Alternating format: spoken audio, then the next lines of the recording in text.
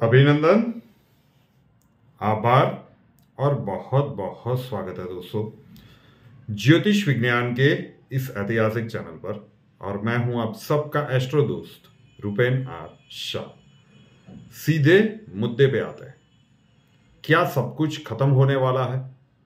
क्योंकि अलग अलग ज्योतिष के जानकार अपने अपने हिसाब से कैलकुलेशन कर रहे हैं। कल जो वीडियो डाला गया उसमें भी बहुत सारे प्रश्न उठे। कई लोगों ने तो जजमेंट सुनाना शुरू कर दिया कि वो संत कौन है। अब प्रिडिक्शन में वो कहा गया था, जो उस कविता में लिखा गया था कि एक संत आएगा, उसके बाद उनको कारावास में भेजा जाएगा। तो जो कारावास में है उन संतों का नाम लेके इतने सारे कमेंट्स। अब जो लोगों की जिसमें भी आस्था हो उसमें हम कुछ कह नहीं सकते, लेकिन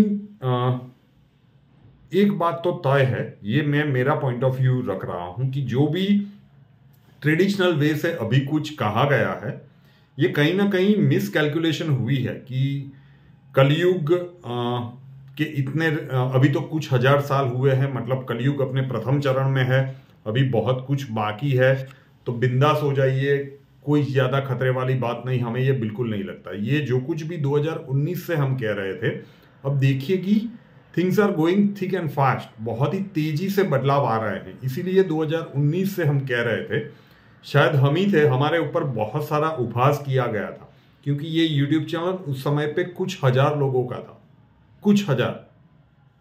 तो बहुत सारे उस समय के जो भी एस्टैब्लिश लोग थे उन्होंने बहुत उपहास करने की कोशिश की। हमने एक ही चीज सोची थी कि अब वो टाइम विल टेल कि क्या सही है क्या गलत है। तो बहुत सारे लाख वर्ष बाकी है, मतलब जो 1200 दिव्य ईयर की कैलकुलेशन की जाती है और हमारा एक साल मतलब ईश्वर का एक दिन, ये जो कैलकुलेशन के अनुरूप ये लोग गिनते हैं, ऐसा तो हमें नहीं दिख रहा है। मैं स्पेशली मेरा पॉइंट ऑफ व्यू रख रहा हूं क्योंकि इतने सारे कमेंट्स आ रहे हैं कि क्या सब कुछ खत्म होने वाला है। दूसरी बात कि भविष्य मालिका से लेकर बाकी के बहुत सारे पौराणिक ग्रंथों के ऊपर जिस प्रकार का इंटरप्रिटेशन किया गया है, देखिए ये सारे ग्रंथ कविता के माध्यम से, छंद या दोहे के माध्यम से लिखे गए हैं।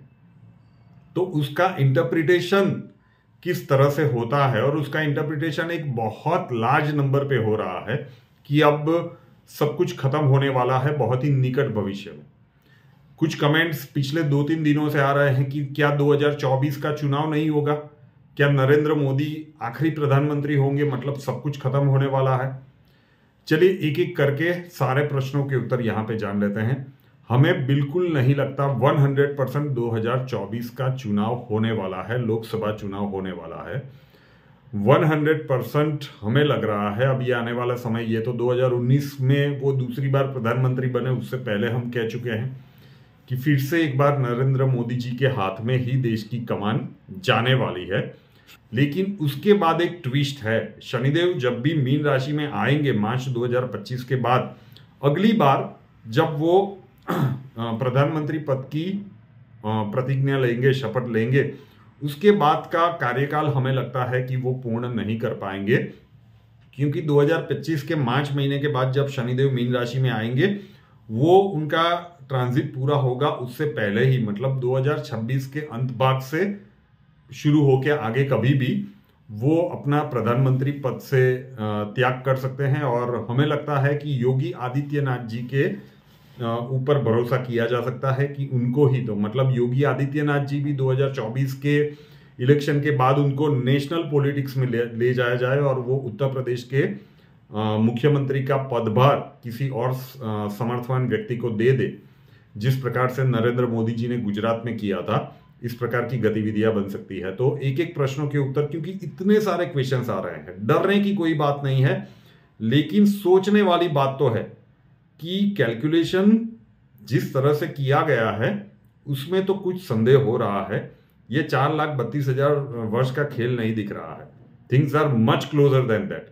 लेकिन सब कुछ अभी 1-2 साल में खत्म होने वाला है ये भी नहीं दिख रहा है। मैं मेरा पॉइंट ऑफ व्यू रख रहा हूं, हर कोई ज्योतिष अपना पॉइंट ऑफ व्यू रख रहा है कि थिंग्स आर मतलब जो चीजें दिखाई गई है कि इतने लाख वर्ष का कलयुग है, उससे पहले वाला तो ये खेल दिख रहा है। लेकिन अभी 1-2 साल में खत्म होगा ये चीजें भी नहीं दिख रही है। क्रिटिकल टाइम आप देखिएगा कि जिस प्रकार की गतिविधियां बनती है, क्योंकि भविष्यमालिका सहित बहुत सारे पौराणिक ग्रंथों में, हमारे जैन ग्रंथों में भी बहुत सारी जगह पे ये वर्णन किया गया है कि इस प्रकार की परिस्थितियां जब बनेगी तब एक बहुत बड़ा बदलाव आएगा।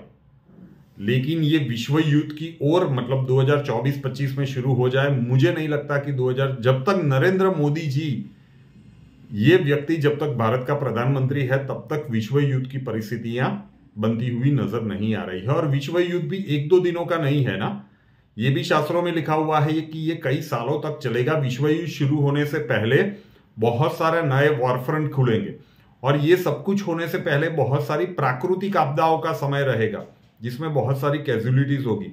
तो वो भी वीडियो बनाया गया था कि भाई तीसरे विश्व युद्ध से पहले क्या होगा।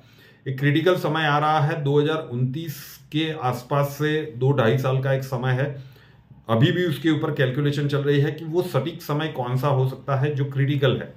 अगर वो समय निकल गया तो फिर बहुत पीछे जाना पड़ेगा, मतलब बहुत बाद में है, लेकिन वो खतरा वहां पे बड़ा है क्योंकि उसके पहले ये पूरे विश्व में जो तुर्की और सीरिया में देखा जिस प्रकार की अब कुदरती आपदाएं आने वाली है, उसके कारण जो विनाश होगा ये अकल्पनीय हो सकता है। तो ये एक बहुत बड़े बदलाव का दशक तो है, लेकिन सब कुछ खत्म होने वाला है हमें बिल्कुल नहीं लगता 0%, क्योंकि कई सारे शास्त्रों में लिखा हुआ है कि सिर्फ 64 करोड़ लोग बचेंगे। अब शास्त्रों में लिखा हुआ है सही है, लेकिन जितना भी थोड़ा बहुत ही उतना प्रचंड ज्ञान तो नहीं है उन ऋषि मुनियों जैसा।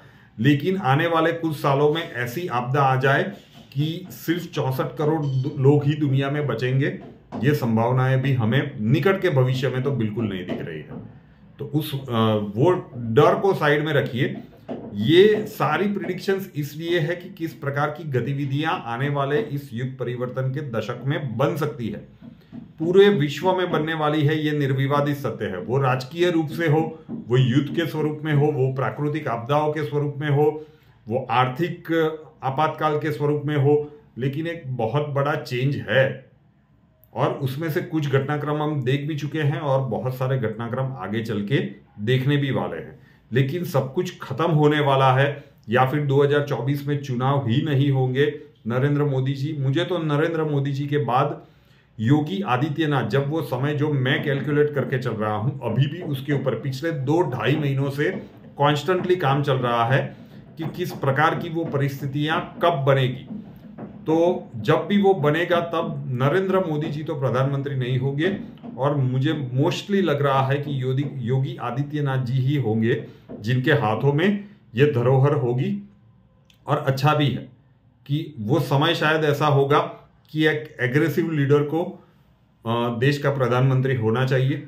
और अगर ऐसी परिस्थितियां उस समय पे बनती है उनके शासनकाल में तो ज्यादा परेशानी वाली बात भी नहीं होगी। अब कई लोग निक के आ जाएंगे कि भाई ये बीजेपी भी फेवर कर रहे हो। अगर राहुल गांधी जी के लिए 0.1% भी दिखता तो भैया बताया जाता, लेकिन जो दिख रहा है वो ही है। आपको पच नहीं रहा है तो फिर दवाइयां करनी चाहिए।